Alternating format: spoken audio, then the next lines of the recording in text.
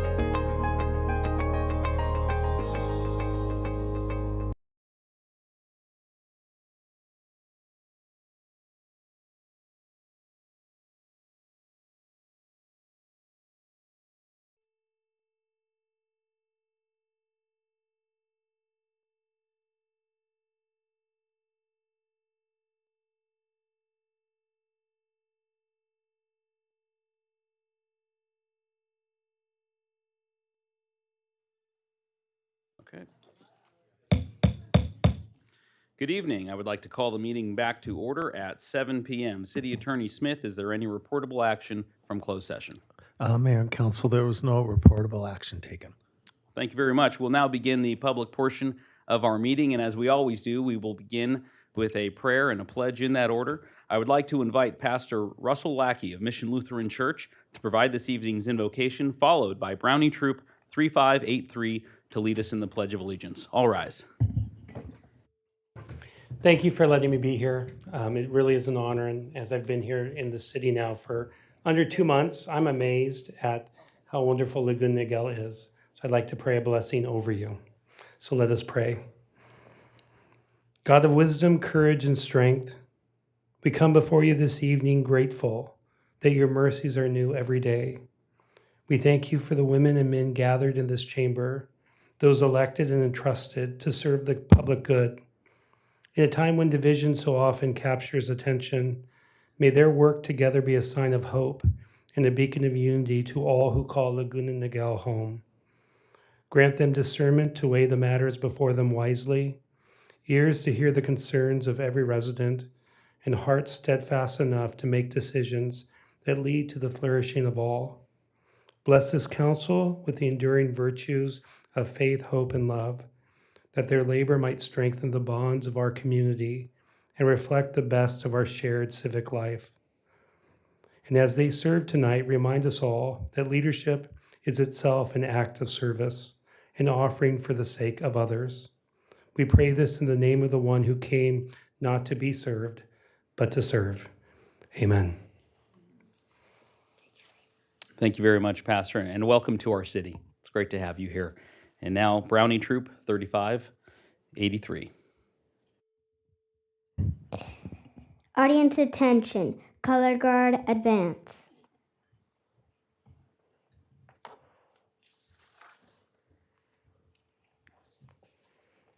Face the mayor, face the mayor, face the mayor.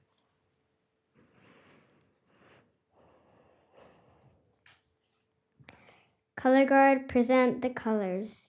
Would the Honorable Mayor, City Council, Let them turn. Present the color. Turning, Color guard present the colors. turning. Would the Honorable Mayor, City Council members, and audience please join in the Pledge of Allegiance. I pledge allegiance to the flag of the United States of America and to the republic for which it stands, one nation, under God, indivisible, with liberty and justice for all. Okay, Abby. Audience may be seated. Great job, girls. We'll be right down there to greet you and speak to you Color for a guard moment. dismissed. No, Oh, don't leave yet. Don't leave yet. Stay right there. he said the girls you're gonna go down with the girls now. Right now? Yeah, now. A little premature.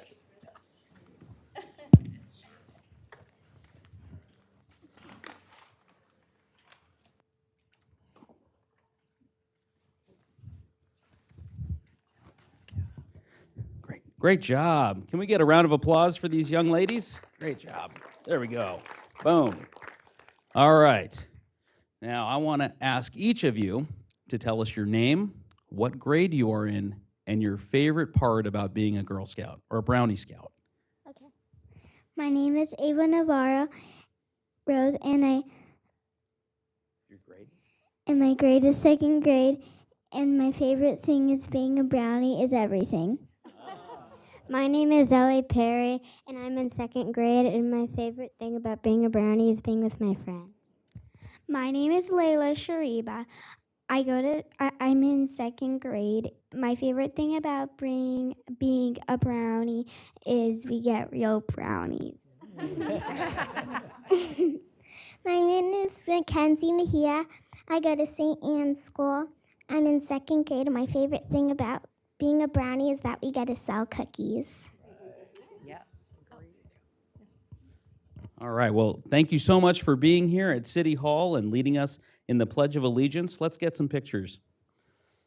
Oh, and do we have any parents, Scout parents, who are with us here tonight? Come on down and introduce yourself. We can't forget the parents because you make this happen. Come on up.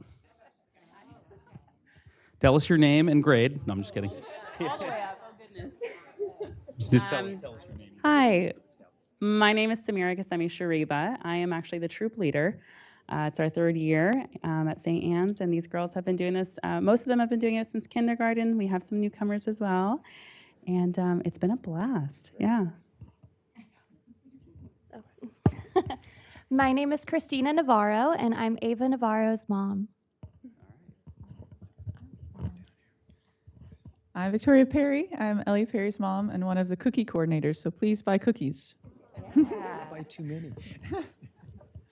All right, very cool. Cookie coordinator. That sounds like a fun job. All right. Do we want to take any pictures? Or I think everybody who would take the pictures are up here right now. Here, Kevin, you want to take a picture of all of us?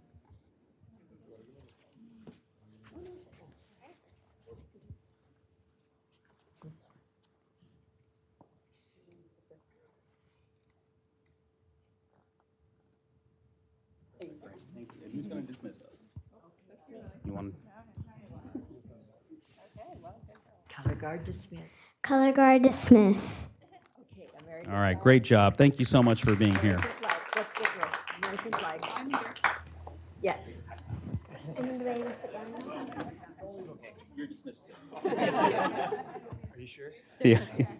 All right, we have no other presentations, so we'll go back to our seats. Thank you. Thank you so much.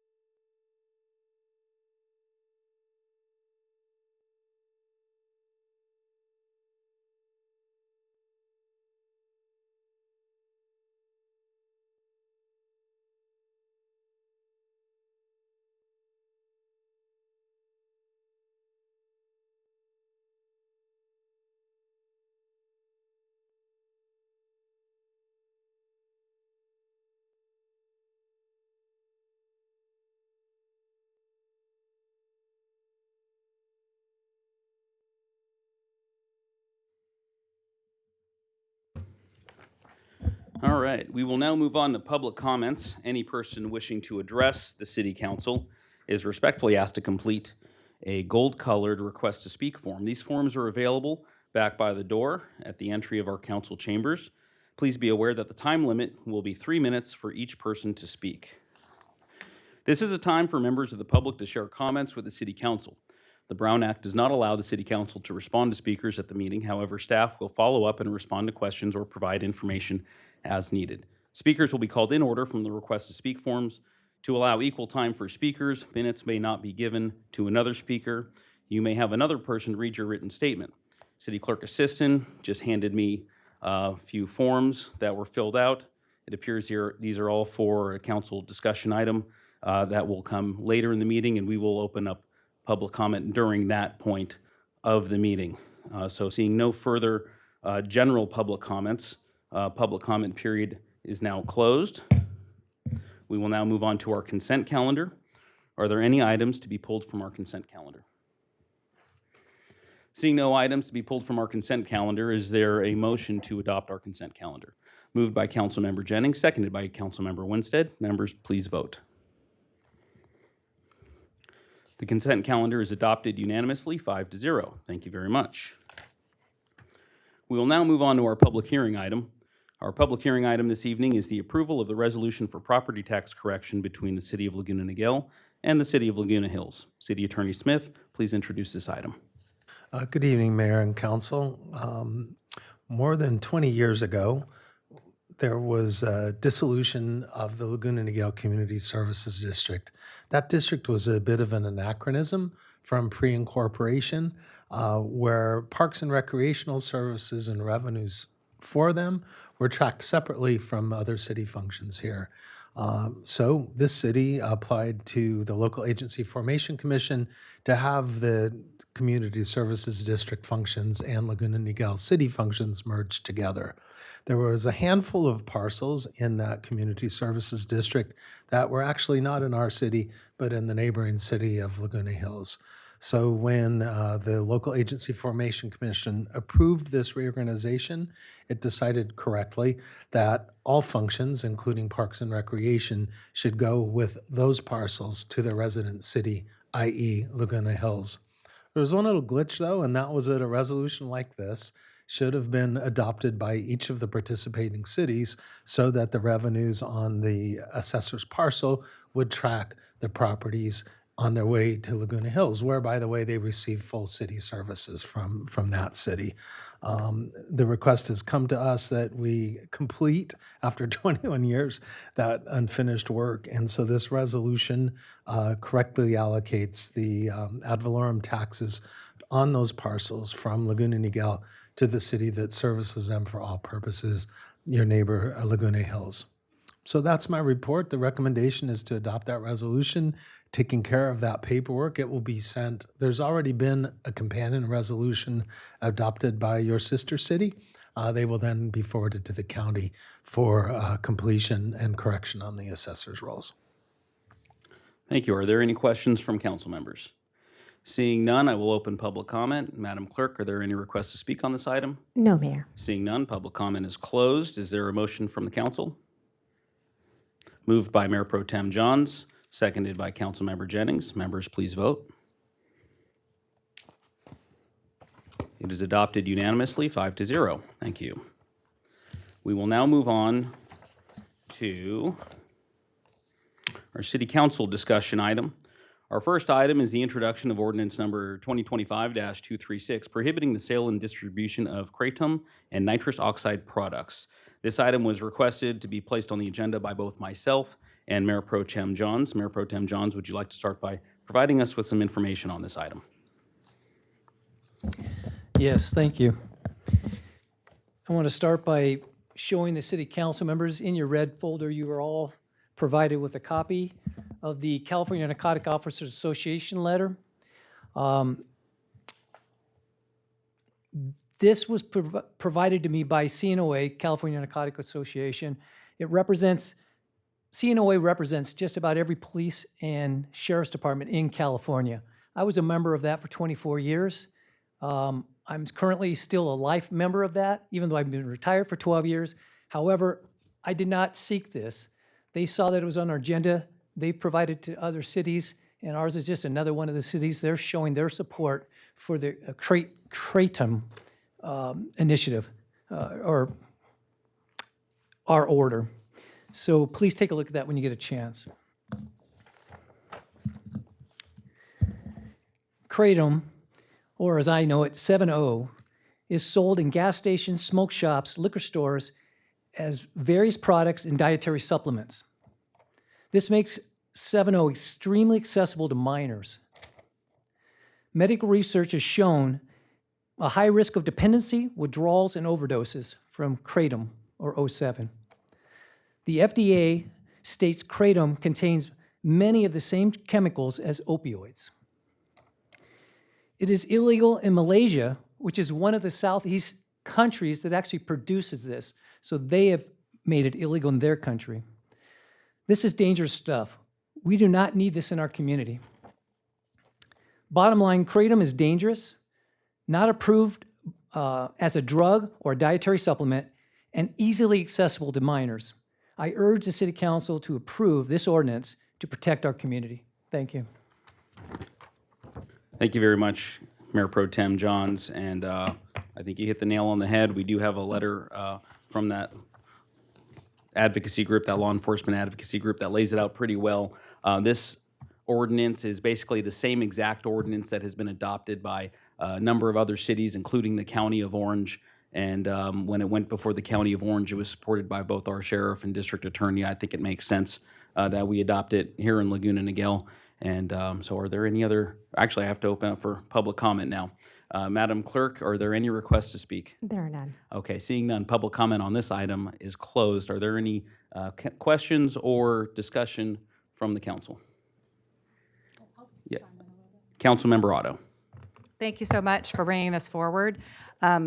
I think the problem is that it's being marketed like it's a natural leaf, and there's actually some really serious, as you pointed out, synthetic components that can be very addictive and cause a lot of problems. So I'm in support of it. Thanks so much. Are there any other questions or comments? Councilmember Jennings. Thank you, Mayor. Tonight, we are taking another important step to protect the health and safety of our community by prohibiting the sale and distribution of kratom and nitrous oxide products in Laguna Niguel. These substances may look harmless, but they cause serious harm, especially to our young people.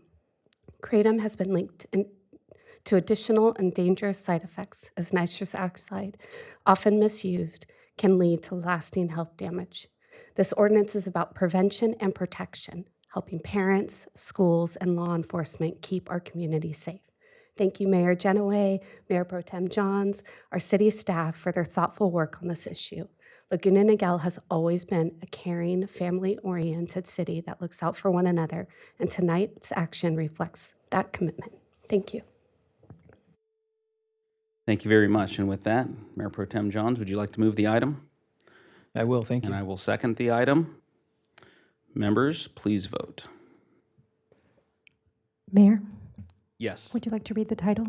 Yes, I would love to read the title. I thought I just did. Let's see, I'm looking at my, yes, here it is. All right, we waive full reading, make any amendments, and introduce ordinance number 2025-236. Ordinance number 2025-236, an ordinance of the City of Laguna Niguel, California, amending Division 3 of Title 5 of the Laguna Niguel Municipal Code, prohibiting the sale and distribution of kratom products and nitrous oxide products, and making a determination of exemption under CEQA in connection therewith. Is that satisfactory? Okay, thank you. Okay, it's been moved and seconded. Members, please vote. Carries unanimously, 5-0. Thank you very much. And we will now move on to our final discussion item of the evening. This is adoption of resolution number 2025-1512, opposition to Proposition 50. This was a request by both myself and Mayor Pro Tem Johns to place on the agenda. And I've provided a PowerPoint to kind of walk us through some of the points of Proposition 50, and I'm just so glad we get an opportunity to talk about it. The governor called a special election about 6 weeks ago, and this week we're receiving our ballots in the mail, and I think it's important in terms of public education that we have an opportunity to speak about what Prop 50 actually does and how it compares to the provisions of our state constitution. To understand Prop 50, you first need to understand the Voters First Act. This was Prop 20 in 2010. It actually goes back 2 years prior to that, the Voters First Act, because prior to a Citizens Independent Redistricting Commission, the maps in the state of California at every level, Congress, State Assembly, State Senate, Board of Equalization, were drawn and approved by the legislators and the governor. And that created a lot of issues. When you have that kind of system, it's ripe for self-dealing, it's ripe for, well, just a lot of things that are not conducted in an open and transparent process. So in 2008, when Governor Schwarzenegger became governor, one of the things that he wanted to do was have an open and transparent process and have the people draw the lines for the state of California. So the Voters First Act in 2008 instituted a constitutional amendment that instituted the Citizens Redistricting Commission to draw the lines for the state Senate and the state Assembly. And then in 2010, there was another citizen-led ballot initiative to add congressional districts to this independent redistricting commission. And it's important to note that was a citizen-led ballot initiative. You can get initiatives on the ballot in two ways. One is to have the legislature vote by 2/3 to place it on the ballot, and another is to have citizens gather almost 1 million signatures to place it on the ballot. So it's important to note that that was initiated by the citizens. And as I said, it provided a constitutional amendment to take districting power away from politicians. The Voters First Act and Prop 20 in 2010 passed with 60.2% of the vote statewide, and here in Orange County was even higher. Almost 70% of the voters thought it was a good idea. It won in 57 of 58 counties across California. And so currently, under the state constitution, we draw the lines through an independent Citizens Redistricting Commission. The commission meets every 10 years after the U.S. Census is conducted. So after the 2020 census, they met in 2021 to conduct a line drawing process. And this was, the Voters First Act was enshrined in the California Constitution, and it said a number of things, and this is directly from our Constitution, Section 21. The Citizens Redistricting Commission is to conduct an open and transparent process, enabling full public consideration of and comment on the drawing of district lines. The commission will be appointed of 14 commissioners, 5 who are registered with the largest political party in the state, 5 who are registered with the second largest political party in the state, and 4 who are not registered with either of those parties. So there's a total of 14 commissioners. In the Constitution, it says that prohibits the commissioners who draw the maps from running for public office for 10 years. And that makes sense because we don't want people who draw the lines and influence the lines to be able to benefit personally and professionally from how those lines are drawn. So they're not just prohibited from running for state legislature and Congress, they're even prohibited from running for city council. That's how serious this is. The Constitution prohibits districts from being drawn for the purpose of favoring or discriminating against an incumbent political candidate or political party. And it establishes the commission independent of legislative influence. The whole purpose of this is to get it out of the hands of the legislators and into the hands of the people to conduct an open and transparent process. So the 2020 Redistricting Commission, who, as I stated, met, I think over the course of the year in 2021, they held 196 public meetings, 36,280 public comments. And it was fairly easy to comment. I remember I was one of the individuals who provided public comment when an early draft came out and they had Laguna Niguel split right down Crown Valley into 2 different congressional districts. I didn't think that was a good idea. So I asked the commission through a public comment. I'm sure I was not the only one, but I said, keep Laguna Niguel together in one district. And in the next revision of the map, Laguna Niguel was kept intact in one district. The commission had over 1,500 hours of public meetings. And this is information that I obtained from a report that was released by the League of Women Voters and Common Cause. So how are the lines drawn? And we're familiar with the process here in Laguna Niguel because we had to go through a districting process ourselves. So we're familiar with these terms of geographic compactness, communities of common interest. There are requirements under the Federal Voting Rights Act and the State Voting Rights Act of having districts drawn with equal population numbers. So you are provided in the mail with your ballot with this title. It says authorizes temporary changes to congressional district maps in response to Texas's partisan redistricting. And so the bottom line is you're going to hear a lot about what Texas is doing. Texas is gerrymandering Texas. California is trying to gerrymander California. According to a recent NPR article I read, there are about 9 other states that are poised to do the same. I think this is terrible partisan tribalism that is going on, and it's pulling our country to extremes. And I just wish we would stop doing this. And while I might not agree with what other states are doing, I can only use my vote to control what happens in this state. And California voters can only control what happens in California. And you may have heard former Governor Schwarzenegger going around talking about why he opposes Prop 50. And he keeps saying the phrase, 2 wrongs don't make a right. And I think that's a good way to describe how I think about Proposition 50. So what does Prop 50 do? It throws out the congressional map adopted by the 2020 Independent Redistricting Commission. It replaces it with a new congressional map drawn by a partisan political consultant at the behest of Governor Newsom. This has been very well reported about how the maps have been drawn and who drew them, and there's even more reporting now coming out about who paid for them. So the new map is drawn in secret, without any public comment, no public hearings, except a couple of hearings the state legislature had quickly just to get it through the legislative process. And it's designed to benefit a political party. That's the whole purpose of this. And I'm going to describe Prop 50 in terms, I'm really going to stay away from talking about the names of political parties, the names of political personalities, because one of the pitfalls that we've been having, in my opinion, in society is we tend to agree or disagree with a position based on whether you like or dislike certain elected officials or political personalities, or whether you like or dislike certain political parties. But the process here has not been followed in accordance with our state constitution. And when you compare the text of our state constitution to what's actually happening, did they conduct an open and transparent process enabling full public consideration and comment on the drawing of district lines? Absolutely not.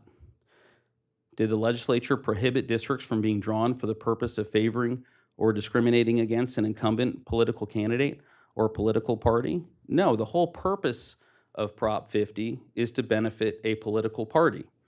And the governor has been very open about that. Did they prohibit the commissioners who draw the maps, or in this instance, the legislators who influence the maps, from running for public office for 10 years? No. And so let's go back in time just a little bit to the early 1800s with the original gerrymander map. This is Massachusetts. Governor Elbridge Gerry, or some say Gary, it should be gerrymandering. My whole life I've been calling it Gerry, so I'm just going to continue saying gerrymandering. Drew this map to benefit a particular candidate running for office, and you can see that it kind of slithers around, and the local newspaper said it looks like a salamander. And because Governor Elbridge Gerry approved it, they're going to call it a gerrymandered district. That's how the name came to be.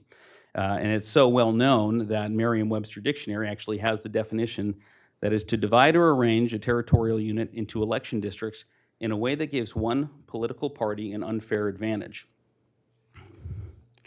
So let's take a look at a few of the districts. I'm not going to go through all of them, but you can see the shapes for yourself and see if this makes sense. Here's District 2. It goes all the way from the Nevada border and the Oregon border up top, and then slithers down all the way to the Golden Gate Bridge. And when we talk about communities of common interest, I think there's a real problem here when you have an urban community like San Francisco going all the way up to the farmland in Northern California. I don't think those farmers are going to be fairly represented in that district. Here's District 3, another example of a district going all the way down to Sacramento and then ballooning up towards a rural community. They're not putting communities of common interest together, nor are they looking at geographic compactness, which is required by our state. Here's District 6.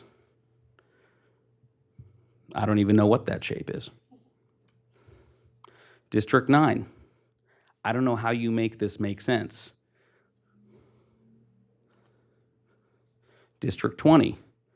When I see this one, it kind of looks like a character in Super Mario. District 27. District 32, clearly they didn't want to include Thousand Oaks, Agora Hills, and Calabasas in that district, so they just drew around them. District 38. This one touches Orange County. You can see on the eastern side is Yorba Linda, and then it goes up toward West Covina and El Monte, and west towards Bell Gardens. That's all in one district now, or will be if Prop 50 passes. District 41. And here's a real kicker. I showed you the original gerrymandered map.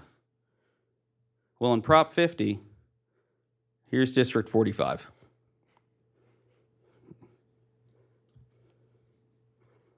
You can't make this up. And these districts were put together in such haste with no public review, no public comment, that in some of the districts, they've actually drawn a line right through the middle of a residential street. And so in Mission Viejo, this is just one example. This has happened through many districts. In Mission Viejo, on Estanciero Drive, there's a line right through the middle of the street. What does that look like in satellite view? Here you go. Neighbors who have driveways facing each other can now go outside in the morning, get their morning paper, if they still get a morning paper, and wave to each other from opposite congressional districts. It's pretty crazy. This should not be happening. And if there was a regular review process like the Citizens Redistricting Commission has, there would be time for public comment for people to say, hey, wait a second, you're drawing a line right down the middle of my street and that doesn't make sense. Do you think you can move the line maybe like a quarter mile so that it's not dividing our neighborhood? But they didn't do that, and now we have several instances of neighborhoods being split up. You look at the small city of Seal Beach, population 25,000. It's going to be split into 3 different congressional districts. Same as Lodi up in Central California. Small farming town of Lodi, split into 3 different congressional districts. That shouldn't be happening. And so, to be fair, I want to talk about some of the arguments that have been provided in support of Proposition 50. And these are the arguments that I've seen in the voter guide, I've seen in TV ads, I've seen Governor Newsom say during some of his speeches. He says it levels the playing field. And I get what he means by that. By running up the numbers for one political party in our state, it would level the playing field in Congress. I get what he means, but ensuring one political party controls 94% of the congressional seats in California, which is what is proposed, that's not leveling the playing field. Another argument in favor is that Governor Newsom says it saves democracy, but we use the democratic process to pass the Voters First Act. Prop 50 does exactly what the people prohibited the politicians from doing. It does exactly what the Constitution prohibits the politicians from doing.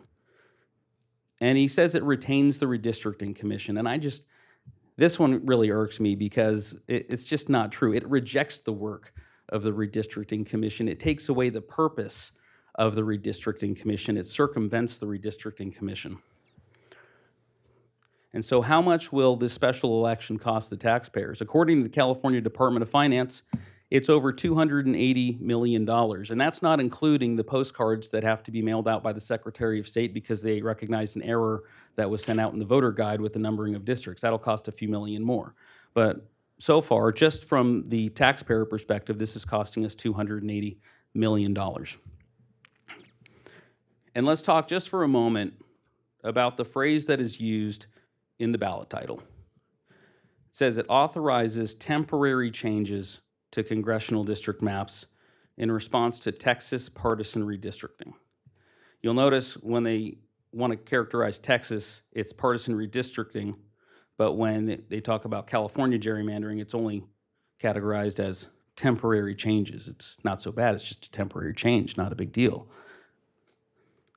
But the Prop 50 map will remain in place until 2031.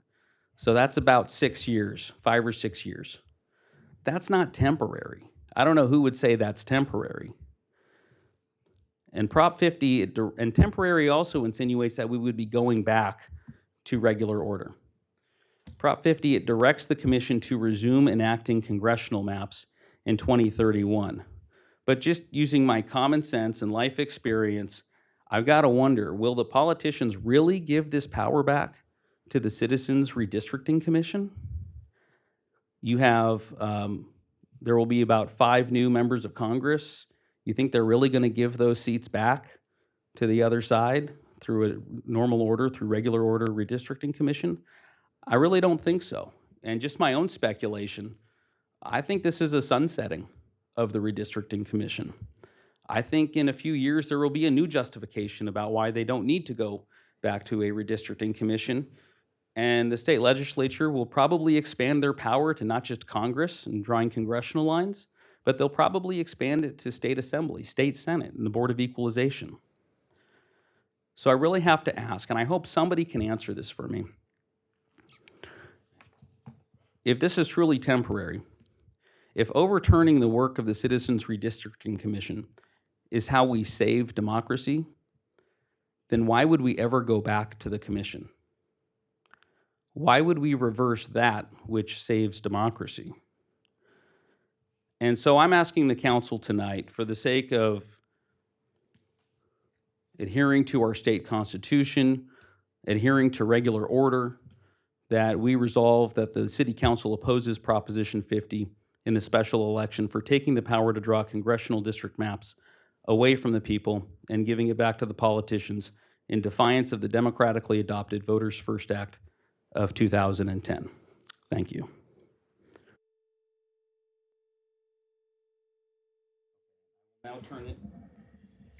I will now, pardon me, need some water. I will now turn it over for a moment to to Mayor Pro Tem Johns. We will then take any questions from the council, and then I will open up public comment. We have a number of commenters who have filled out slips, and then we will open it back up to the council for discussion.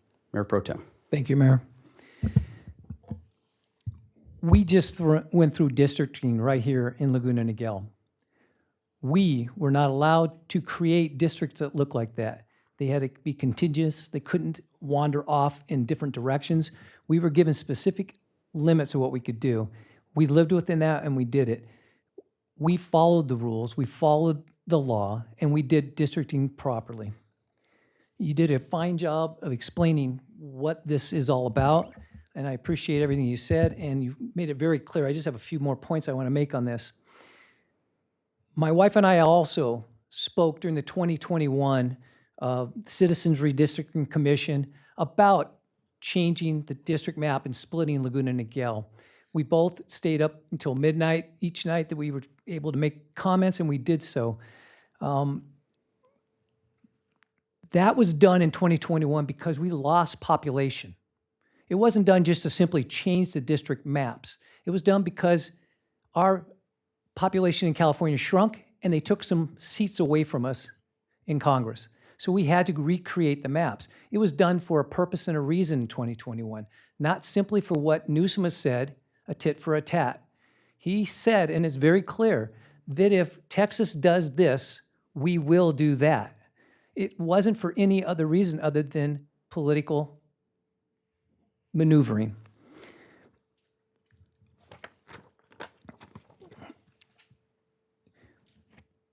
We are in a budget crunch here in this California. We passed Proposition 36, which was going to make crime actually felonies again and put people in jail. But because of our budget that we know we have right now and we're minus money, we weren't able to fund Proposition 36. That was less money needed to do that than redistricting that isn't necessary and isn't being done because of a purpose that's needed in California. It's being done for political reasons, and that's just simply wrong. So again, thank you for what you said, and I just wanted to add a few extra things there. Thank you. Do we have any questions from the council? None? Okay, we will now open up public comment. I have approximately 10 slips. I'll call 3 names, and then you just come right up to the podium. You get your 3 minutes, and we'll keep moving in that order. So the first 3 are Lori Resnick, Courtney Fielder, and Diane Groh.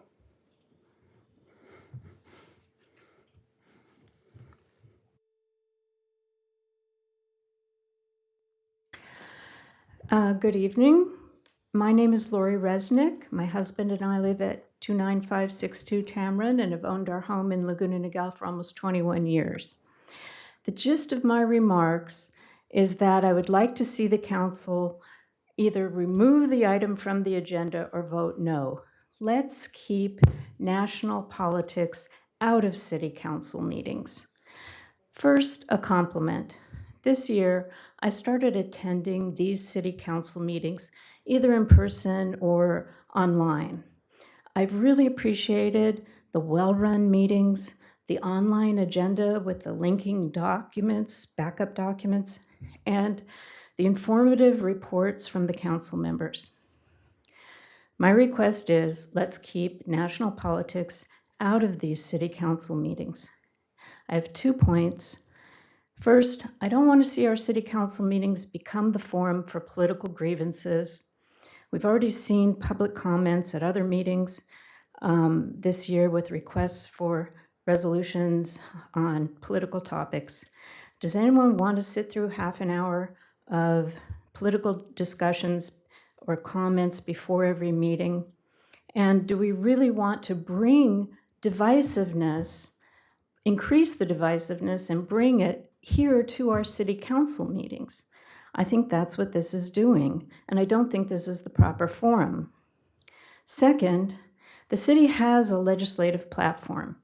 Proposition 50 doesn't fit under the guiding principles of this platform, such as fiscal responsibility, economic development, or the others. It doesn't impact the city's core business, like maintaining roads. Of course, anyone can come up with some ways to justify this item under the platform, but I just hope you won't. Let's face it, Proposition 50, as indicated by the comments from the council here tonight, is purely political, and everyone will have an opportunity to vote. I hope the council will vote to remove the proposed resolution from the agenda or vote no.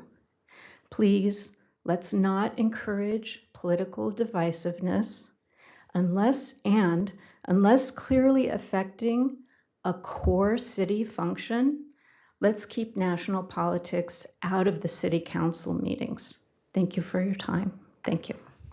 Thank you very much for being here. I appreciate your comments. Courtney Fielder.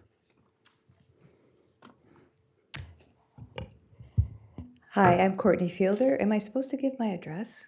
No? Okay. I live in Laguna Niguel. I've lived in Laguna Niguel for 25 years. We've raised our kids here, love the city. One of the things I love most about it is that we are able to run this city so well. We're friends, we're neighbors, and really politics is not really a thing. We do this all together because we love where we live. In normal times, when a new administration comes in, into office, midterms are always a great way for the country to say whether they like or dislike what's going on. And it's a time for the American people to course correct what is happening by an administration. But these are not normal times, unfortunately. The administration, our current administration, is asking Republican majority state legislatures to redistrict without consenting the voters. And what is really likened to voter suppression. They are redistricting in a way that is silencing voters. Prop 50, you gave a good presentation about the commission, and I appreciate that. But this is being done because it is answering a national issue. We have a government right now that is not stopping our president from what he is doing. He's allowed to do, he is being allowed to run rampant. He is, there's many things, I don't want to get into the list. I don't want to get into the list of all the things that are going on. But this is a way, like it or not, for us to at least try to get some seats back. It's temporary, yes. And I do believe that we will go back to the commission because, like you said, the people voted for it. And across both sides, Democrats and Republicans agree with the commission. They do want transparency, and they do want that. So I do believe that the commission will come back. I think that doing this is something that we are doing because it's a national issue. The state of California is stepping up to try to help with a national issue. I feel that this resolution is not within the purview of the city. I think it is a polarizing issue. As the resident ahead of me said, I wish that we would not have the federal politics in our city council. I've seen that happen in other cities, and it causes a lot of problems. We are friends, we are neighbors, we have a beautiful city. So I would ask that you take it off. Thank you, Courtney. I appreciate you being here. Our next speaker is Diane Groh, and after that, we will go to Susan Arison and then Jonathan Light. I'm speaking in opposition to your resolution opposing Proposition 50. Proposition 50 is a statewide proposition that will be decided by all the voters in California. The Laguna Niguel City Council is supposed to be a nonpartisan elected body that represents all of its citizens, regardless of political persuasion. We elected you to ensure that the community's needs are met in regard to public safety, infrastructure, sanitation, and other services that are common to all of us.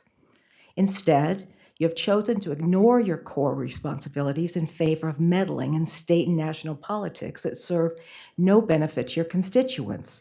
Just last month, Mayor Genoway shamed our city by lowering our flag and posting a laudatory statement upon the death of Charlie Kirk, a right-wing, divisive activist with no connection to Laguna Niguel and surely did not deserve such an honor.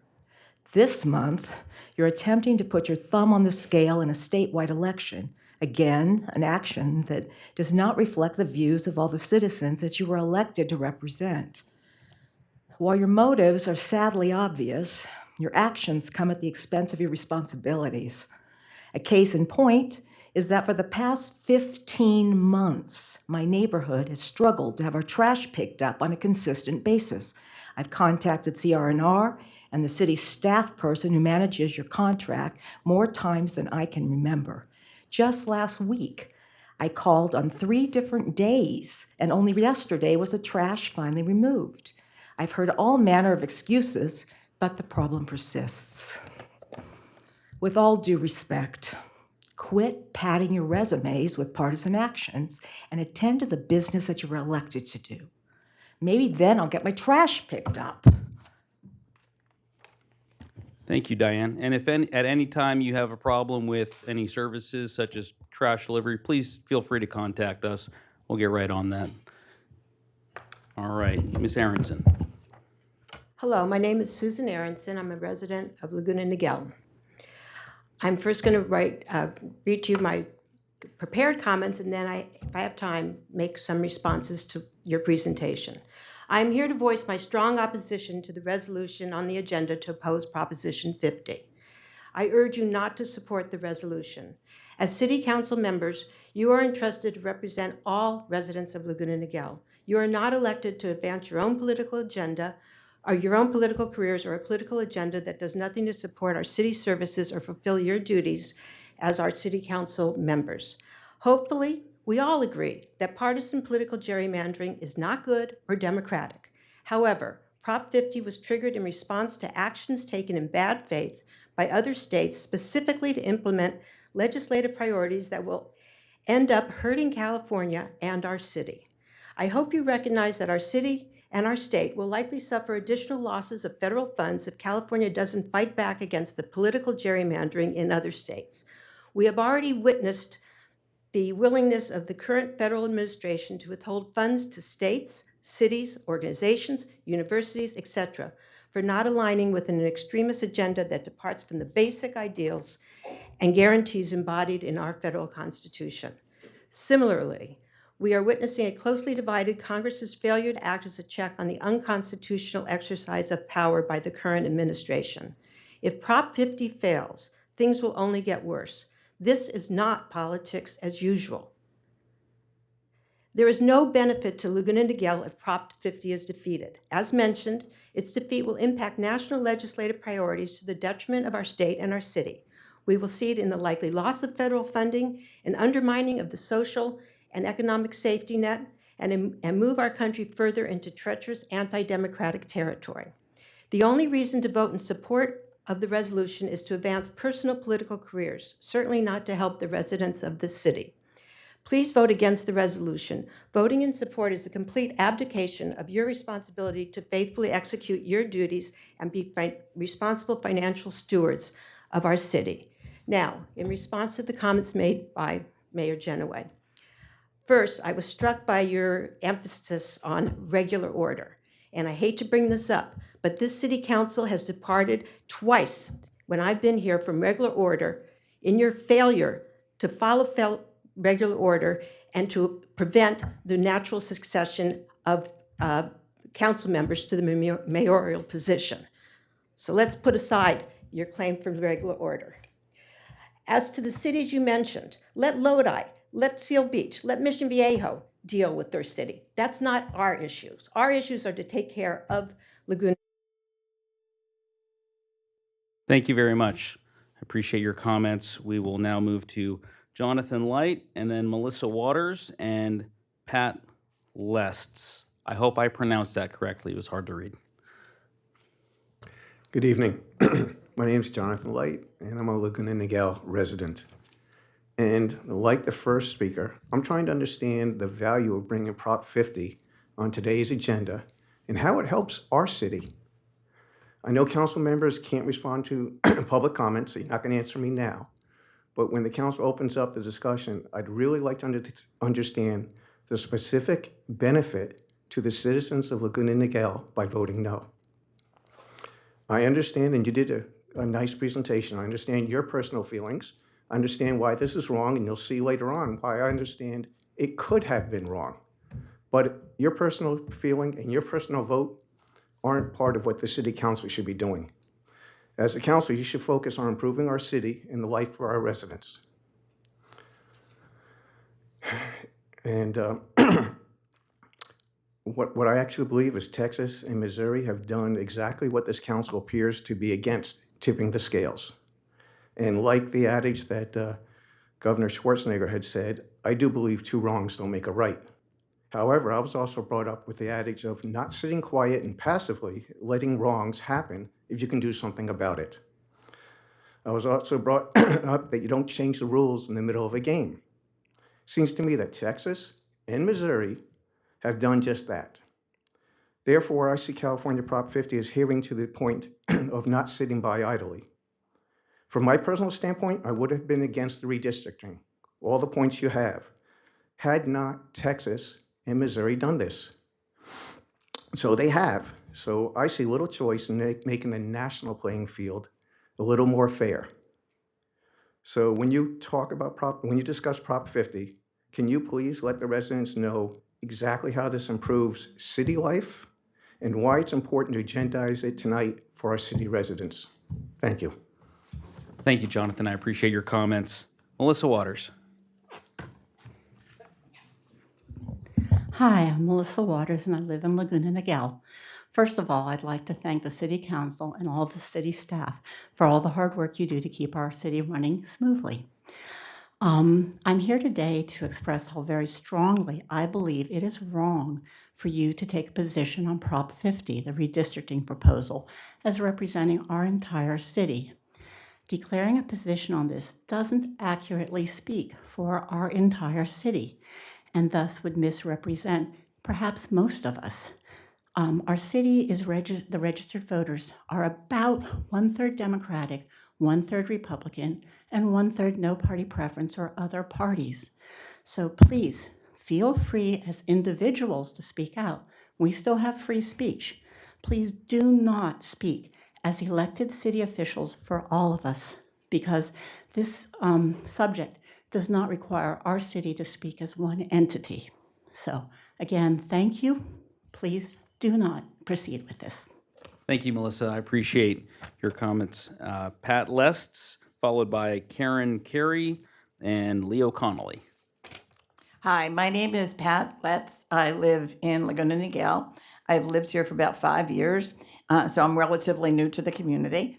This is only my second city council meeting. The first one was about a situation that I was concerned about that I see as a fire danger, but obviously the city council doesn't and the fire department doesn't. So, you know, I guess I lost that one. But the reason I'm here is to talk against this resolution. I am a registered voter in the city of Laguna Niguel. I will make my choice on this. I resent the fact that the people who are running this city are trying to convince me how I should make my vote.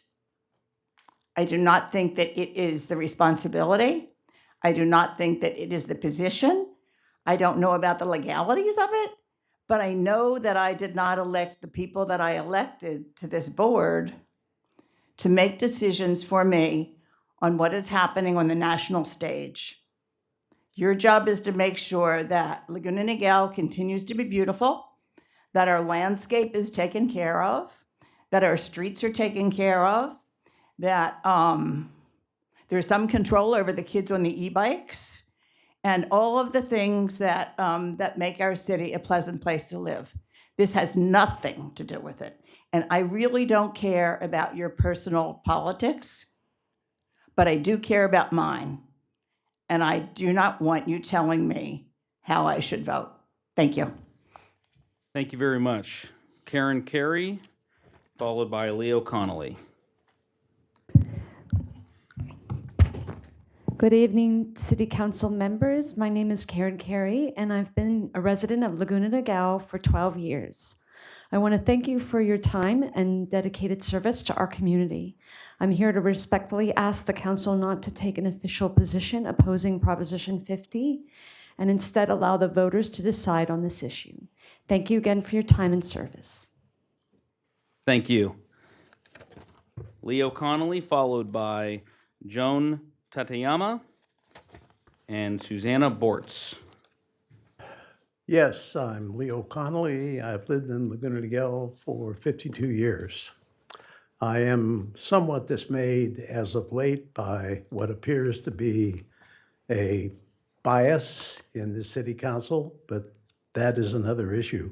I really am here to speak against your proposition to promote a no vote for Proposition 50. This council was elected to serve as stewards of this community and its residents, not to use our city and its resources as a platform to pursue personal political agendas. The partisan political atmosphere in this country is dangerously divisive. We don't need any meaningless, homegrown efforts to add fuel to the fire. Thank you. Thank you for your comments. Joan Tateyama, and then our final speaker will be Susanna Bortz. Hi there.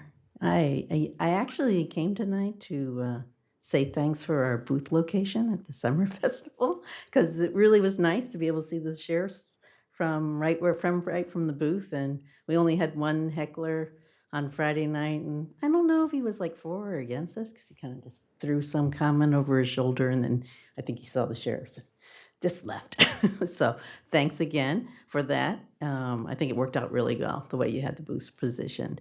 But then I see this agenda item. I don't need speaker notes. I was just like a feeling of overwhelming exhaustion. It's like, seriously, now what?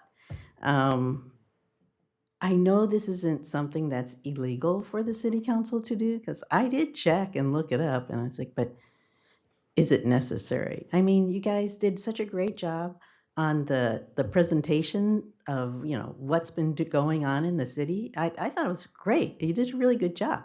And we should be working together on things that are affecting, everyone's talking about different things about the city and what's the city's motto and stuff. Maybe we should add like nice. If you don't have anything nice to say, don't say anything. I mean, that's what my mother taught me. So, but you have your personal positions, and I don't think anyone here, 20 years ago, you would have never realized what social media would be like today. I mean, no one here. I mean, I had an idea because I was selling data warehouses to internet advertising companies and seeing the demographics 20 years ago of information about people and products and browser histories. So when you post something on social media, it's really easy to be provocative because there's just this built-in incentive to be a little provocative. So I feel like that's just rolling over into our everyday lives. And I don't think it's necessary. I mean, get out, talk to your neighbors. I get out and I talk to my neighbors. I have neighbors that have lived here that moved from Altadena that are new to Laguna Niguel, and I told them, oh no, this is a great city, it's really nice. Now I feel like I've lied to them because I'm like, oh my, yikes. And I have other neighbors that are terrified to speak to anyone because they are brand new citizens, they're from another country, and they're terrified of their neighbors. And that's just not how this city should be. And having this on the agenda tonight just really doesn't help matters at all. So I would kindly request that you remove the item or vote no, vote against it, whichever way it's supposed to be. Oh, and for one of your, I do have one comment, one last. Just finish up your last sentence.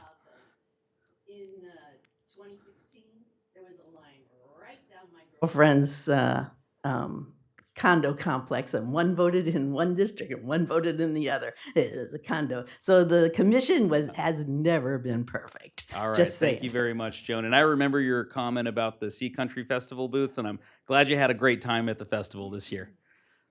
All right, our final speaker is Susanna Bortz. Good evening. My name's Susanna Bortz.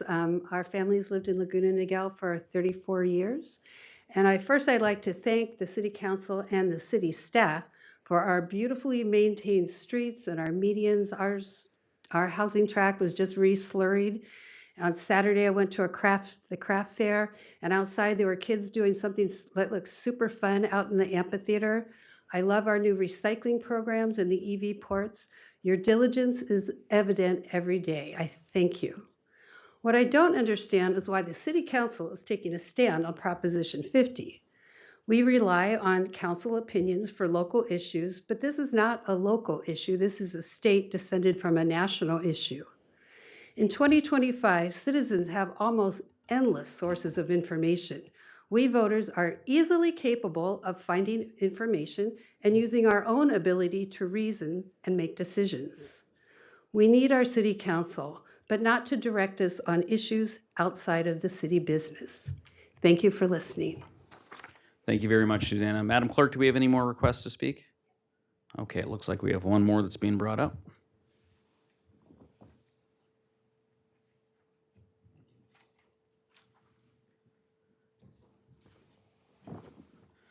All right, our next speaker is Andrea Redfield.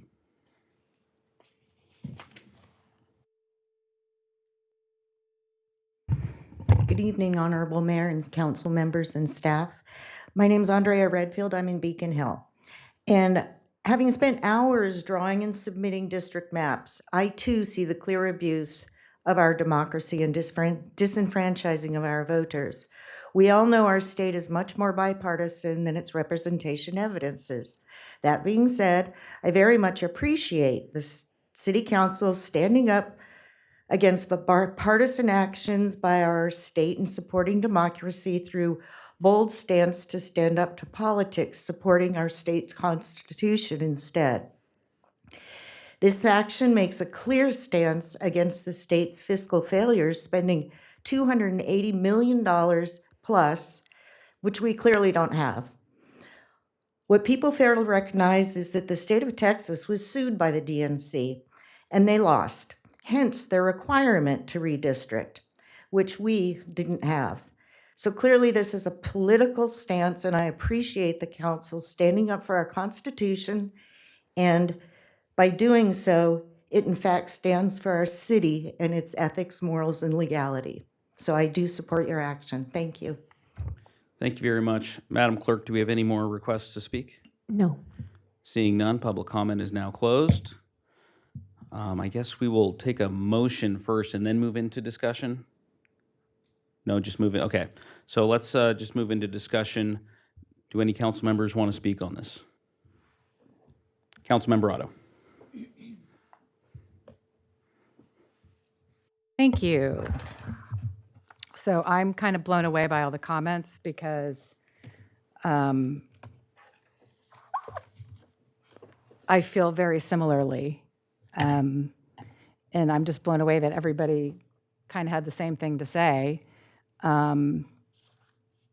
There's nothing more partisan than political maps. And I remember when we did it, and I hated it. And I said that in my comments. I said, I really wish we could be working on public safety and building safer spaces and fire resiliency, but we're doing this instead. I've been consistent on that stance. I think at the local level, we should focus on delivering local projects. And I feel this is very divisive. I really do. I've always felt that. Even before I was on this council, I never understood why this council always felt compelled to take partisan positions. It really does, people do talk about it in the neighborhoods, and it really does hurt our city. Our country has never been more divided. And our city is very much divided in thinking on national politics, right? So, for example, Laguna Niguel voters chose both Harris and Biden to be their president, yet they overwhelmingly vote for Republicans in lower offices. So we are very divided in how we think, and I just feel this is more divisive. And I don't feel that you can speak of unity if you propose to take positions like this.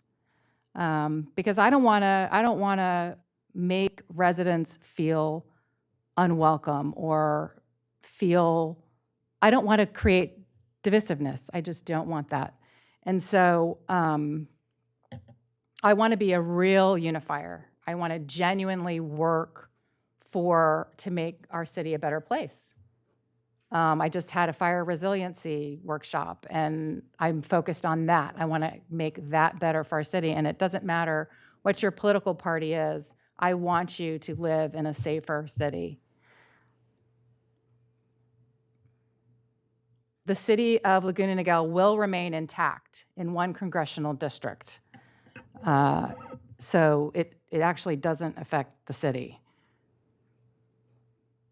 Again, I want to go back to, I want to remind people how consistent I've been on this position, because it is genuine. It is very, very genuine. It is how I feel. When we did districting, again, I spoke out that I didn't like it.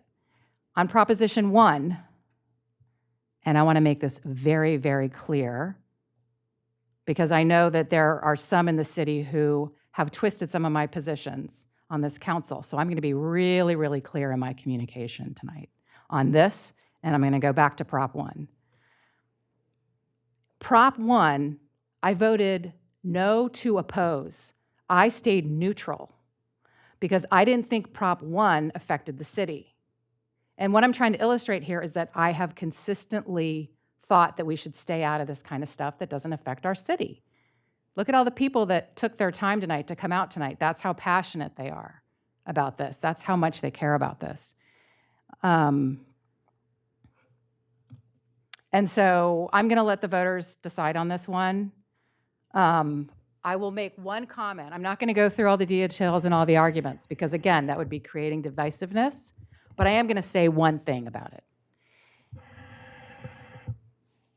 We're talking about a national issue, and we're talking about a national election. And I think it's really odd that some states, the way they determine their congressional districts are by their state legislators. And some states have independent redistricting commissions. How in the world does that render a fair outcome when you've got different states playing different games?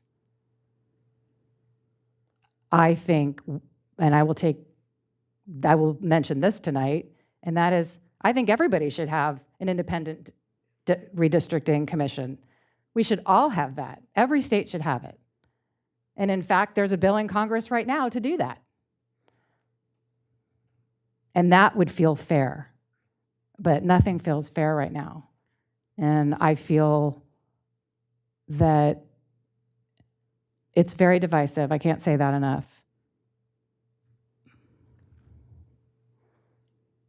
So I'm going to vote no to oppose, which means I don't think this should be on the agenda.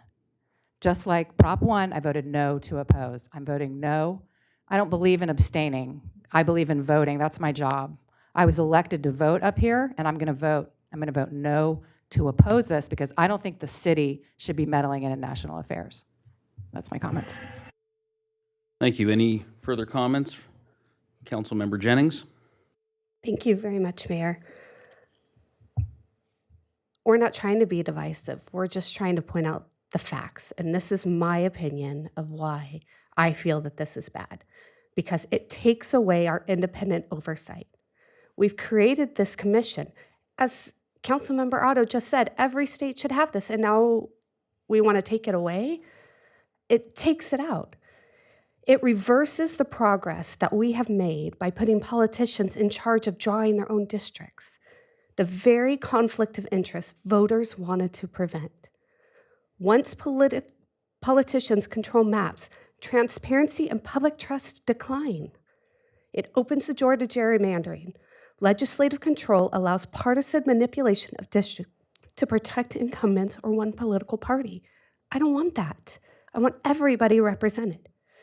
Fewer competitive races mean voters lose real choice and elected officials become less accountable. Agreed. That's why none of us wanted districts, because now you only vote for one person instead of voting for all 5 of us. Wrong. It undermines stability and fair process. California's redistricting process happens once per decade after a census. Prop 50 would allow mid-decade map changes, setting dangerous precedent that majorities can rewrite rules whenever convenient. And it's expensive. It wastes taxpayer dollars that we don't have. County election officials estimate millions in new administrative costs to implement the new maps, mid-cycle money that could fund schools, public safety, infrastructure instead of politics. Creates legal and constitutional risks. Prop 50 would face multiple lawsuits challenging its legality under California's Constitution.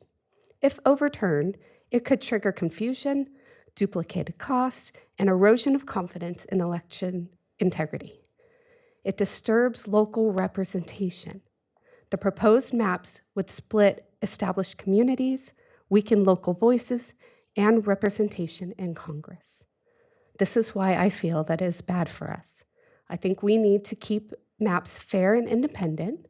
We need to protect our voters, not politicians. And we need to maintain public trust in California's election. Thank you. Thank you, Councilmember Jennings. Councilmember Winstead. Thank you. I want to let everyone know, thank you for showing up. I really appreciate hearing your voices, hearing your thoughts on this topic, to everybody who showed up and spoke. Also, thank you for bringing this and expressing your feelings on Prop 50. And I'm going to say that I agree with each and every one of you.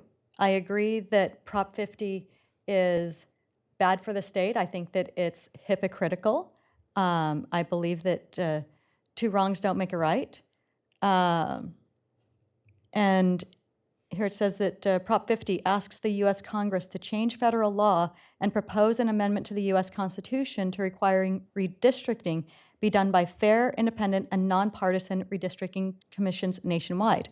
I agree with that, but that's not what Prop 50 does.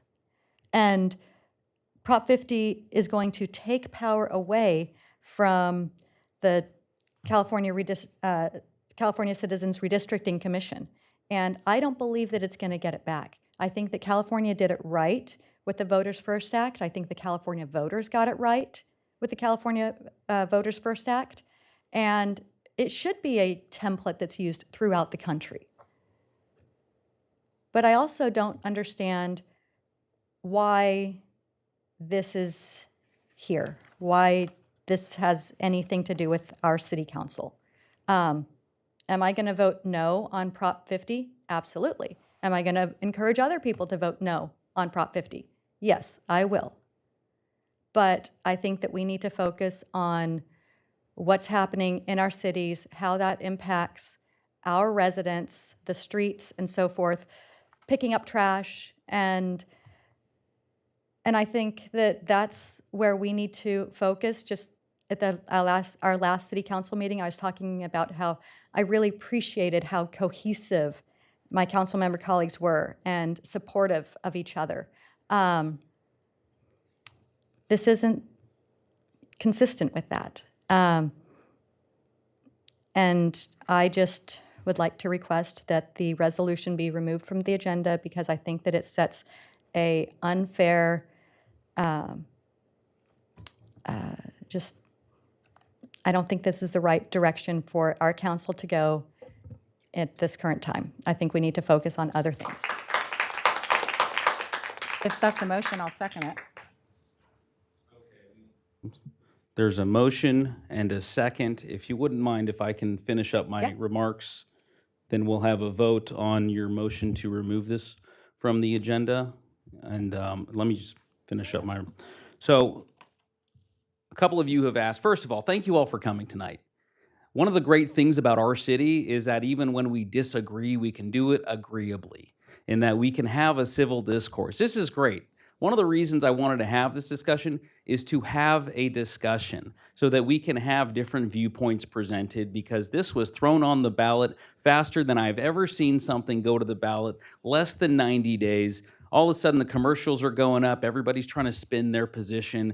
And so I wrote this resolution focusing on what our state constitution says and what our state constitution mandates and what has been mandated by a vote of the people of the state of California. From time to time, we take positions on propositions if we want to highlight something for the residents or for anybody willing to listen. We took a position on Proposition 5 last election because it threatened to create a process that could raise property taxes. And for people who are on a fixed income, like some of our senior citizens, when we have a growing senior population in Laguna Niguel, far too often find themselves on a fixed income, that would be really detrimental. We took a position on Prop 36 because of the proliferation of drugs and mental health problems and homelessness in the state. We wanted to highlight that. And we took a position on Prop 1 because it took away some of our local control and instituted by right zoning to create the proliferation of more unregulated sober living homes. And that's something that's worth highlighting because we certainly have an issue here in Orange County with unregulated sober living homes. And so I put this on the agenda tonight to highlight something you're not going to hear in any of the commercials, you're probably not going to see in any of the literature that's in your mailbox, to highlight the provisions of our state constitution that was enacted by the Voters First Act in Article 20, Section 2. That's what my resolution talks about. It doesn't talk about national politics. It's a state issue, and it's our democracy here in California that is under threat. And so I wanted to have this discussion tonight so that we can talk about these issues that you're probably not going to hear about in any of the news or any of the TV commercials or any of the ads that are being mailed to you. And so, of course, everybody's going to vote how they want to vote. We're not telling residents they have to vote a certain way. The people will vote, and the people will be heard. And as a practical matter, it does very much affect the city hall because that room right over there is going to be occupied for about 10 days as a vote center. But that's not really part of my resolution. Anyway, so I will have a substitute motion to the motion to remove this from the agenda, a substitute motion to approve this resolution. Is there a second? Second. Seconded by Mayor Pro Tem Johns. And Madam Clerk, in this situation where there's a substitute motion, how does that work with our electronic voting system? Or should we just move to voice voting? I'd like to ask a question before we could move to a voice vote, if that's okay. Certainly. You ready for that? Wait, Yeah. Let's start with City Clerk, and then I'll come back to you, Councilmember. I can go ahead and enter the information into the system, or we can just go ahead and move with a voice vote. It'll be Efficiency. easier if I just move ahead with a voice vote after I address Great. Councilmember Otto's. Yeah, appreciate that. I just, because it's been said a couple times and I want to be clear, I have a question for the attorney. Does the proposition get rid of the Independent Redistricting Commission?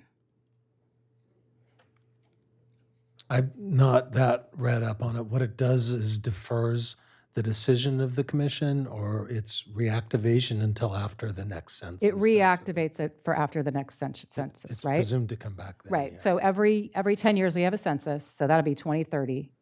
And then the next election after that would be 2032. And that is when the next election would be, and then the independent, that would be the new maps, would be at that 2032 election. So currently, as it stands, it doesn't get rid of the district redistricting commission. I just want to be clear on that.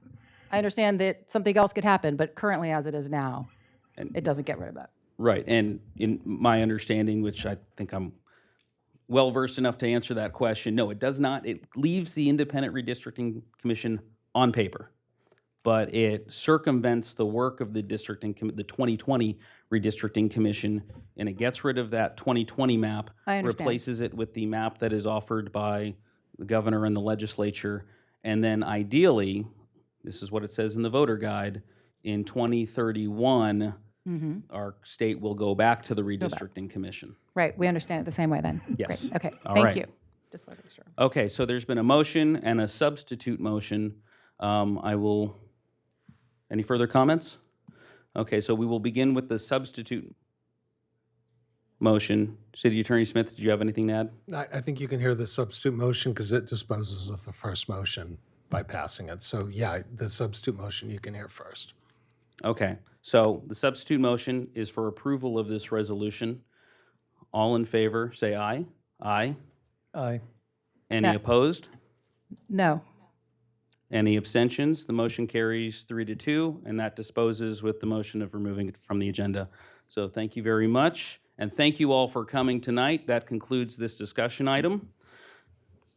I appreciate everybody speaking their mind on that and bringing some really good points to the table. We will now, wait, hold on.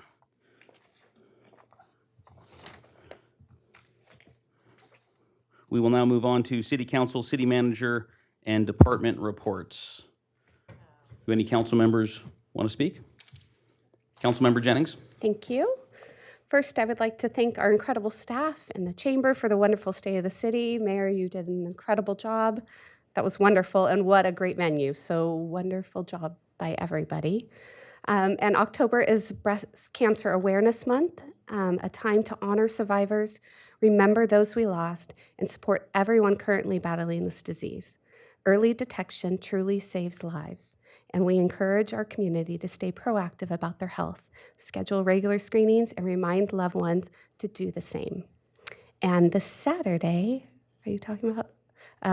October 11th from 9 to 2 is Fire Station 39 on Avila Road. We'll be participating in OCFA's open house. So I hope to see you all there. Thank you very much.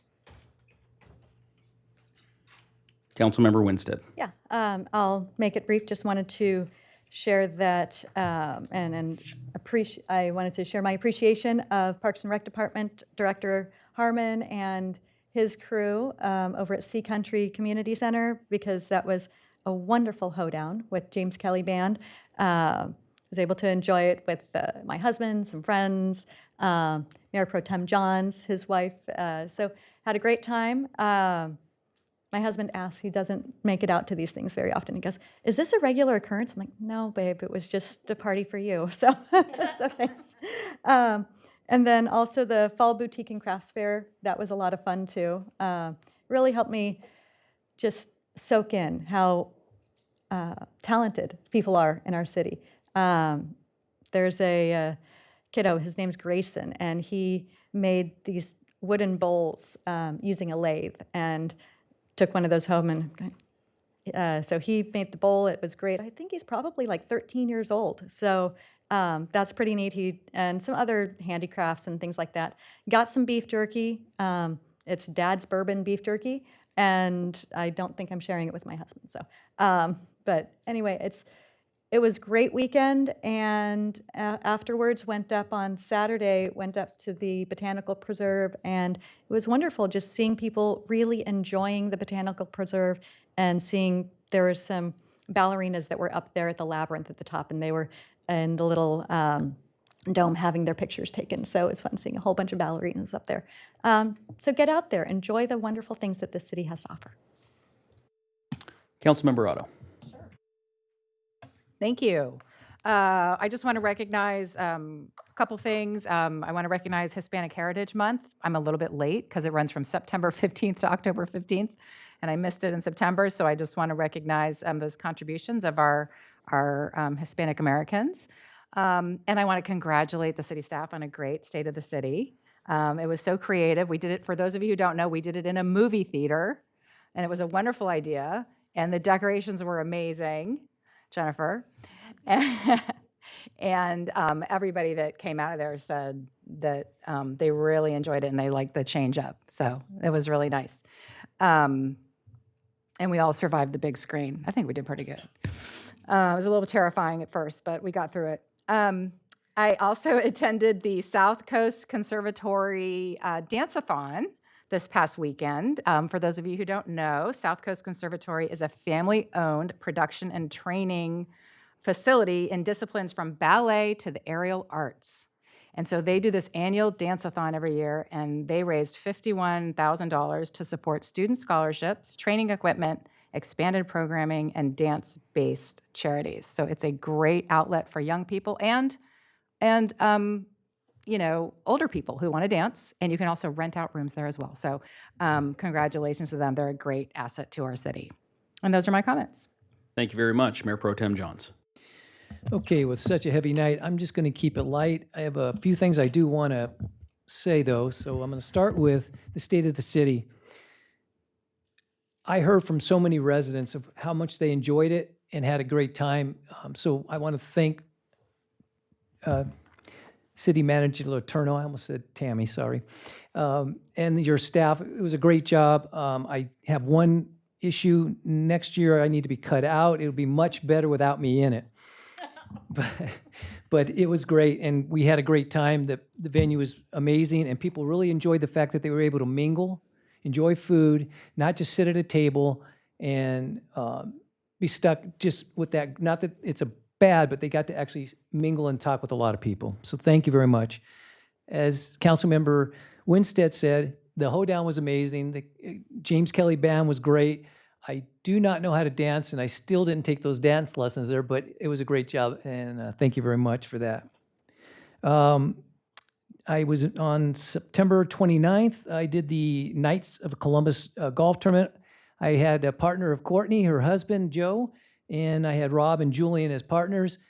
Let's just say that we did a little bit better than our game, but only a couple of strokes better, so still got a lot to do to learn how to play golf.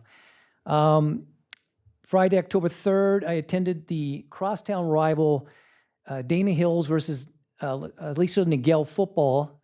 I hate to say it, Ray, but Aliso Niguel was beat pretty bad, 35-14. However, I call it a split because at halftime, the mascots, the Wolverine versus the Dolphin, the Wolverine absolutely annihilated the Dolphin. It was a clear-cut win for the Well, at least we got that going for us. He tried his best, or she, I'm not sure who was under there, but that person tried their best, but because the fins were down at their feet, it made it really tough to run. My wife and I, on October 4th, attended the Special Olympics for volleyball in Westminster.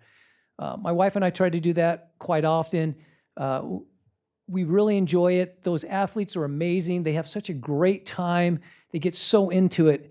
I've said it before, but you guys truly need to try to do one of these events. You don't have to be an expert at it. I don't know anything about volleyball, but they did, and they taught me how to play it, so I enjoyed it very much. And then the final thing is on October 10th, that'd be tough. October 5th, the wife and I attended the the Niguel Botanical Citizen of the Year event. Again, great job by the Botanical Preserve for putting that on, and to Mary Smith, our 2024 Volunteer of the Year. It was a great time, and we really had a good time. Thank you. All right, so hats off, or I'll also say fins up to the Dana Hills Dolphins. They did a clean sweep of the Aliso Niguel Wolverines, beat them at every level, freshman, JV, and varsity in football. So congratulations to the Dolphins. Aliso Niguel needs a little bit of work, but have no fear, because yours truly, on October 17th, will be principal for a day at Aliso Niguel High School. I've already told Dr. Manoj Mahindrakar, I said, move over, Manoj, I'm the captain now. And so really looking forward to that day. And I gave him advance notice. I was on ASB with Dr. Mahindrakar back when we were in high school, so I know him going way back. And so really looking forward to that. I just want to highlight two things over the last couple of weeks. State of the City, awesome event. We switched it up this year. I don't think any other city has had an event, a State of the City event, like we had this year in Laguna Niguel. Rented out a movie theater over at the Regency Director's Cut. We had beverages, beer, wine, soft beverages. We had great food. Everybody could mingle with each other. And then you got a nice popcorn bucket to go see My Ugly Mug, 16 feet tall on a big screen. Just proved once again I've got a face for radio. And I know the staff has heard that line way too many times, so I'll stop using it now because we've we've had a lot of filming days and had a lot of fun with that. So thanks to all the staff and everybody who put that event together. Wonderful, wonderful event. And then one other thing I want to highlight, we've made some progress in the battery farm fight. Last week, actually, last Monday night, I attended the South Orange County Community College District meeting along with about 200 other residents from Laguna Niguel and San Juan, and Councilmember Otto was there as well. And finally, we were able to show the light, or let them see the light, on what we've been talking about, in that their contract with the battery company is a raw deal. It is bad for our community.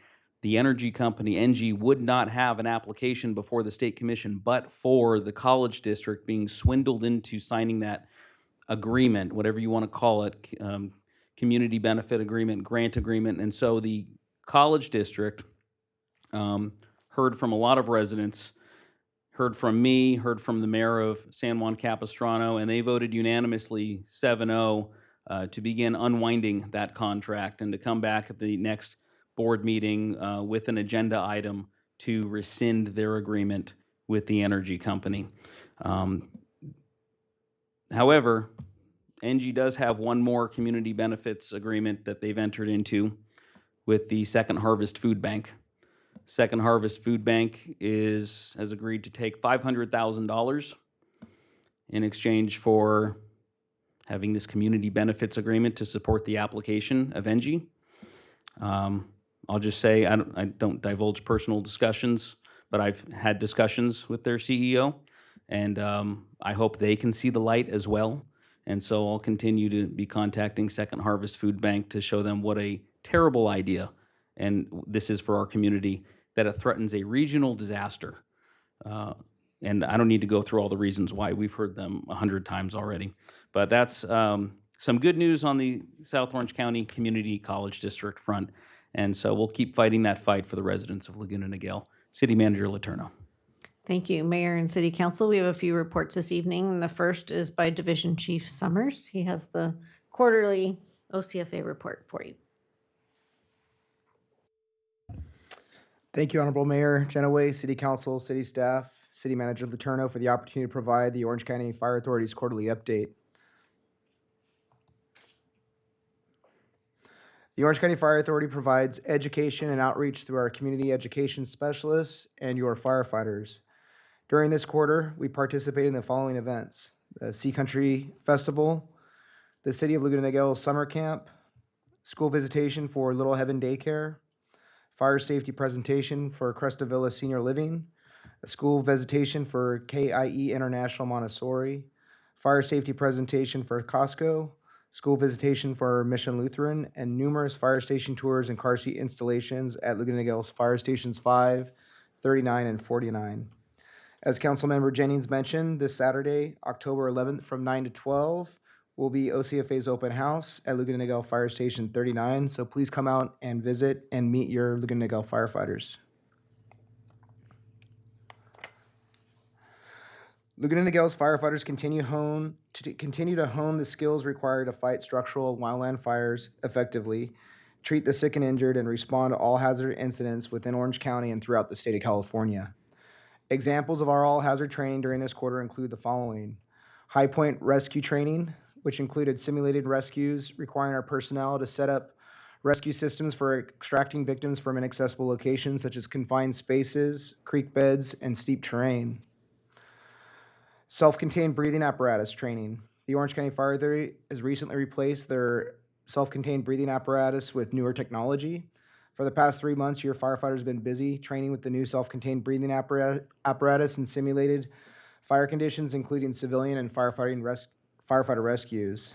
The latest technology will assist your firefighters with managing their air during firefighting operations, and the built-in infrared technology will help them locate potential victims trapped in fires. And lastly, we had our helipod and air operations training in September. Your Laguna Niguel firefighters conducted multiple training exercises at the Tivoli helipod located in Aliso Viejo.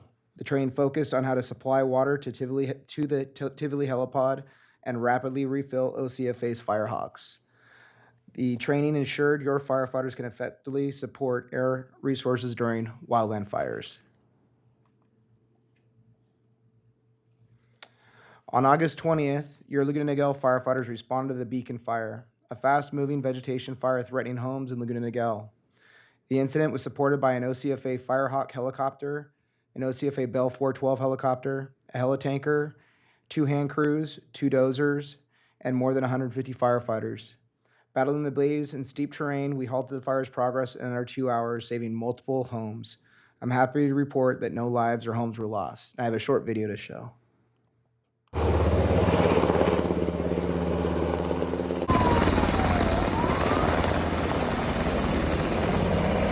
At this point, Orange County Fire hit this really hard with 2 Firehawks and a Chinook. That is just about 5,000 gallons worth of water between those 3 helicopters that can be dropped at any time. They also had the bulldozer out here, obviously a lot of hand crews and some high-pressure hose lines here.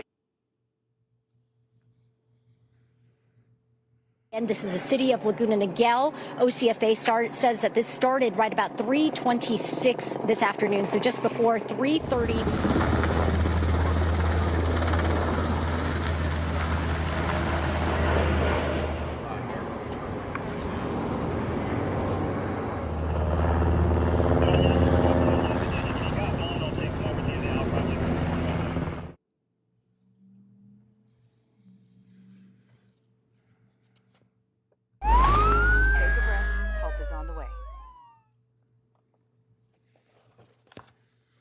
On arrival of the Beacon incident, the Orange County Fire Authority and the Orange County Sheriff's Department unified command. Laguna Niguel Police Services Captain Flores and I were able to identify our control objectives, identify which homes were immediately threatened, and execute our evacuation plan, which included an evacuation warning and order. Our coordination and communication ensured that accurate information was communicated to Laguna Niguel's Emergency Operations Center. One critical success of the incident was the Orange County Sheriff's Department's Joint Operations Briefing just a few weeks prior. The Joint Operations Briefing reinforced our commitment to a multi-agency response, unified command, coordinated evacuations, establishing care and shelter, providing accurate situational updates, effective incident communications, timely release of public information, and coordinated repopulation and demobilization of the incident. The Joint Operations Briefing and the wildfire tabletop exercise held earlier this year ensured that the Orange County Fire Authority and the Orange County Sheriff's Department effectively fought and managed the Beacon Fire and ensured that no lives or property were lost. And lastly, if you want to follow your Laguna Niguel firefighters on Instagram, please go to @OCFA Division 5. This concludes this quarter's Orange County Firefighters update. Thank you. Thank you so much. Our next report is from Parks and Recreation Director Harmon about our fun October activities. Thank you, City Manager Letourneau. Good evening, Honorable Mayor, members of the City Council. The Parks and Recreation Department loves the Halloween season, and we are excited to announce that we will be posting the Halloween home decorating map this week on the city's website and social media. We invite the community to use this interactive map to drive, walk, or ride throughout Laguna Niguel to enjoy your neighbor's decorations and to get into the Halloween spirit. Speaking of Halloween spirits, there will be many frightful creatures at Crown Valley Park for our annual Haunted Trails event happening for 4 nights from October 16th through the 19th. Now in its 25th year, this is sure to be the most frightful Haunted Trails yet. The scares and screams will begin at 6:30 p.m. each night, and tickets are currently on sale. We have already sold close to 500 tickets, so don't wait and purchase yours now. For more information and for ticket sales, please visit the city's website or stop by Crown Valley Community Center. Thank you, and this concludes my report. And finally, I just want to congratulate publicly our very own Human Resources Manager, Dorna Fajardi, for winning the California Joint Powers and Insurance Authority's Capstone Award, the statewide award. And she received that last week. We're very proud of her. Congratulations, Dorna. Thank you very much, and congratulations, Dorna. That's a big award for all the agencies that are part of the Joint Powers Insurance Agency statewide. The goal is to lessen risk, and so that we don't have to pay out these big settlements if there's some negligence or other issue that triggers our insurance. And so, Dorna Fajardi, Our HR manager here at the city does a wonderful job, and congratulations, Dorna. Well deserved. So tonight, I would like to adjourn this meeting on a more somber note. I'd like to adjourn this meeting in memoriam of John Thomas Bates, who passed away with his family by his side on August 22nd at 85 years old. Many of us know John as the spouse of our first mayor, Patricia Bates. John Bates was born in Long Beach and graduated from Long Beach Poly High School, where he was an outstanding water polo player and eventually played on the Stanford water polo team. John served honorably in the United States Air Force during the Vietnam War. He earned a degree in architecture from USC and used that to launch his professional career, owning and leading his award-winning architecture firm for over 30 years. His work shaped communities across California, from BIA award-winning residential housing to civic and community centers in Torrance, Lakewood, Anaheim, Yorba Linda, and San Clemente, to name a few. His multi-use YMCA sports facility in Laguna Niguel was selected by the National Architectural Registration Board as a benchmark to test candidates for national architectural licensing, and it is recognized for its innovative design and clarity. John and Pat Bates moved to Laguna Niguel in 1978, and together they made Laguna Niguel into the wonderful community it is today. He was a volunteer in the Laguna Niguel Incorporation effort for cityhood, and he worked with the coalition to oppose the El Toro Airport. He will be deeply missed, but forever remembered for his quick humor, his deep love for his wife of 62 years, his children Jason, Stephanie, Jamie, Stuart, his grandchildren Brennan, Jessica, Tommy, and Mitch. John loved nature and animals, and contributions can be made in his name to the Mission Viejo Animal Services Center. God bless you, John. And from our ever grateful Sea Country community, we thank you. Our meeting is now adjourned.